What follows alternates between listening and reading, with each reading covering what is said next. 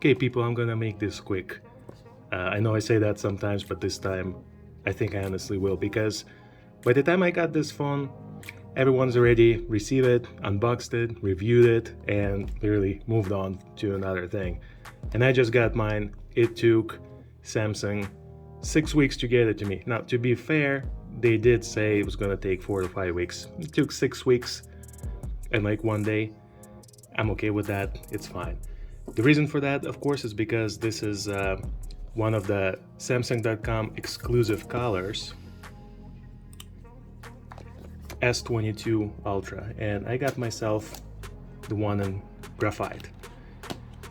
Actually, first time I think I ordered something in an exclusive color, and probably for that exact reason. I just don't like waiting too long, but this time I figured go for something a little bit more fun, so why not look at it together, why not check it out, because there are not too many of these, say on YouTube. There are a couple, I saw a couple of unboxing of Graphite variant, but not a lot, so just wanted to share. And let's just jump right into it. Here you go. Now the first time seeing it myself in person, this is cool. So this is one of the reasons why I wanted it. The frame is black all around, and the back is this graphite color. Now, I don't know if it'll look the same on your screen, but on my viewfinder here, which is my S21 Ultra, really, it kind of has like a greenish hue to it, but with my own eyes in real life, it just looks like a very nice dark gray color, and I love the contrast with black and gray.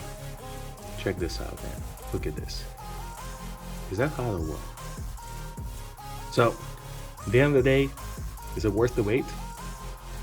I guess if you're gonna keep your phone for a while, if you're gonna use it for a couple of years, yeah, you know, it's gonna be different for most of them out there. So, I'd say it's worth the wait. For me personally, I don't know if I'll do it again, because I replace my phone every 6 months anyway. You know, I went from S21 Ultra to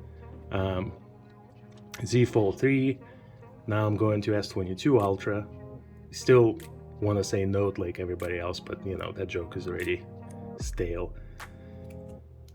And also, let's see the see, there's an S21. See the S Pen here? It's in the matching graphite color with the black tip, or rather tip here. I don't know what you call this, but the button clicker, kind of cool. One thing I just noticed, and I heard mentioned in a couple of other reviews or unboxings, is this S Pen didn't slide out as easily as I expected, because it's kind of like a rubberized finish now, and that's actually, it feels good in your hand. I would say, yeah, you know what? I'm gonna drag it out. It always happens. So this is the S Pen from the last Note. What was it? Note 20 Ultra, I think. And yeah, it can feel kind of slippery in your hand. And this one doesn't. It actually feels really nice in your hand. But it has a little bit of resistance when you put it in the phone. Like, it's not bad. It goes in fine, but pulling out, it just feels like it's dragging just a little bit. One thing I was curious about and didn't see anyone attempt or check, I wonder if the S Pen is drastically different in any way from the last one. Doesn't look like it. So I wonder what will happen if I stick this S Pen into this brand new phone. If I'm gonna break it or get it stuck in there on camera, I'm just gonna leave it in. I'm gonna post it. So I'm gonna unclick this. Just see what happens. Let me see. I don't want to like click it in without, you know, not being sure if it's gonna come out. Whatever. Too late. Just went right in. Boom. Comes right out. Okay, cool. I had to kind of hold my breath there. I remember there was some that were different size or shape or something, and the S Pen could actually be stuck inside the phone. So, well, that's good to know. Basically, at least the previous generation S Pen from the last Note will fit in this one. Here you are. Just check it out, admire it one more time. And this will be pretty much it. I'm not gonna be doing any setup or review or anything like that. As a quick bonus, so there's still plastic there. I'm just gonna leave it there for a minute. As a quick bonus, let me just share a couple of accessories here. I got the screen protectors. Did you guys know that Samsung actually makes and sells their own screen protectors? They're about 16 bucks or something like that. They used to actually come pre-installed on a couple of last generations. Like I know my Fold came with one. I know the S21 Ultra came with one already on the screen. It was perfectly installed. Sorry about that. It was perfectly installed from the factory. It was nice. They don't do it anymore.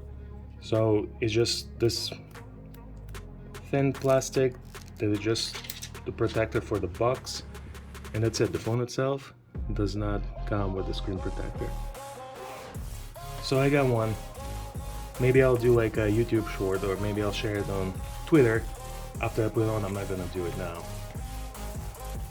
But this here, might as well see how this looks with the Graphite phone. So the case, this is one of the rugged series ones, and this year they actually made it transparent. They have one white rubber around, and they also have like navy blue. I got white. Not because I really wanted to, but navy blue wasn't available in stock at the moment. So the phone slides right in. Alright, looks pretty good. Let's see the back. Alright. Yeah, that's actually a quite nice combination. So you have like white frame around, and you still see your graphite. Now this case makes it look a little bit lighter. Still kind of nice. I like it. So I'm glad I got this. Alright, I promise to be quick. This is about as quick as I'm capable of recording. I hope that's okay. If you have any questions or you want me to show anything else, I can do a follow-up video. I have a few days. I can compare it with the Fold, I can compare it with the S21. But to be honest, I don't know if I need to. Everyone already done that, so there's like hundreds of videos.